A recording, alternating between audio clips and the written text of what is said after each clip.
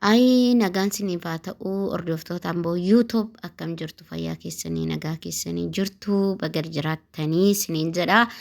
Warri akkasuma hordoftoota amboo YouTube otoo hin ta'in amma yoo nageessanii subscribe godhuudhaan hordoftoota amboo YouTube ta'uu hin dagatinaan siniin jedha. Warri immoo hordoftoota kiyya taatanii jirtanii egaa share gochuu hin dagatinaan siniin jedha. Share naa godha like naa godha video kana laalaa like share naa godha oromoo koo siniin jedha adaraa keessaniin siniin jedha baay'een sin jaaladha hordoftoota 165 ga'een jira jechuudha. Egaa galatoomaa siniin jedha oromoo koo galatoomaa galanni keessan bilisummaa ta'u siniin jedha. Har'a immoo maalluu qabattee dhufte yoo jettanii mucaan kun egaa dhalataa Jimmaati jechuudha mucaan kuni.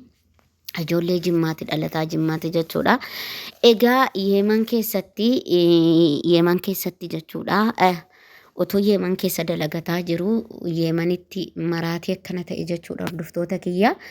Egaa nuti gaafa biyyaa baanu namni keenya keessattuu jechuudha gaafa biyyaa baanu haadha keenya jijjiirraa abbaa keenya jijjiirraa ofii keenya jijjiirraa gadaantummaa jalaa baanaa harka namaa keessaa baana jenneeti biyyarraa baana malee nuti toleetii miti jechuudha dhiiraa dubartiidhaan wanti biyyarraa godaannuu fi otoo namni itti tolee biyya isaarraa hin ba'u jechuudha namni itti tolee biyyuma isaa keessa jiraata malee biyya isaa keessaa hin ba'u jechuudha.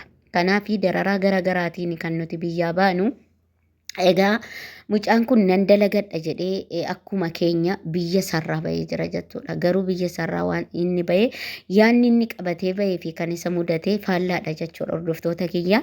Egaa waan isa mudate kuni akkuma argitanii akkuma dhageessanii viidiyoo isaarraa egaa viidiyoo isaa saalentiin godhe garuu hin dhageessisu sagaluma kootiin isinitti hima jedheetanii. Egaa mucaan kuni aramni dalagsiifattee aramni Yeemanii maallaqa dhoowwatte aramni daafii maallaqa dhoowwatte sanaaf aaree sammuunsaa tuqame jechuudha hordoftoota kiyya.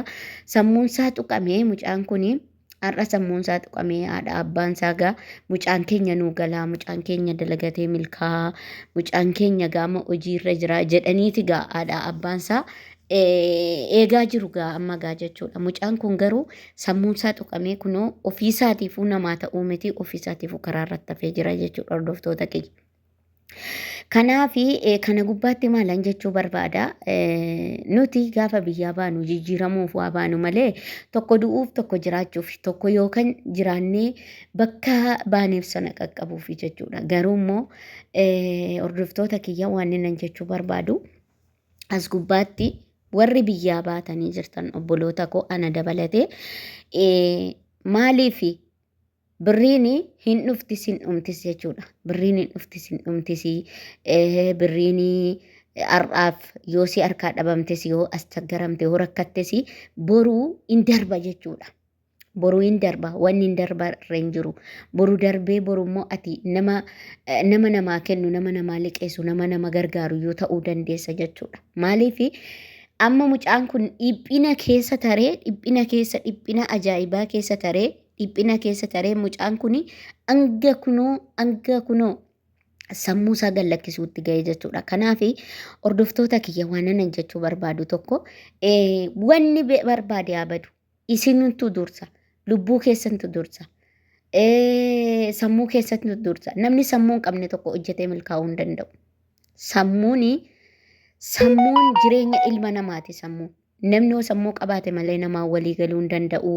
Yoo sammuu qabaate malee hojjetee jijjiiramuu hin danda'u. Yoo sammuu qabaate malee jiraachuudhaaf baay'ee ulfaataadha jechuudha.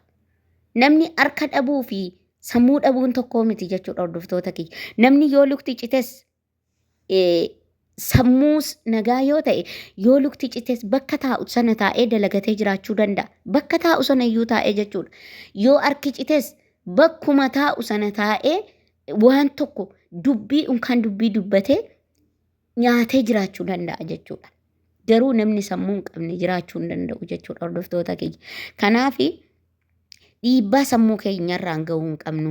Dhiibbaa hanga sammuun keenya tuqamu gahuu hin qabnu. Hanga maraatummaadhaa saaxilamnu gahuu hin qabnu. Wanni barbaade haa badu malee yoo nuti jiraanne malee wanni jiru hin jiru. Yoo nuti jiraanne waa jirti. Yoo nuti jiraanne gammachuun jirtu. Yoo nuti jiraanne ilmoon keenya guddatti. Yoo nuti jiraanne warri hin fuudhin fuudhuu dandeenya. Tidaarii godhachuu dandeenya. Jiraachuu dandeenya jechuudha. Yoo immoo maraannee waan xiqqoof sammuu gallakkifne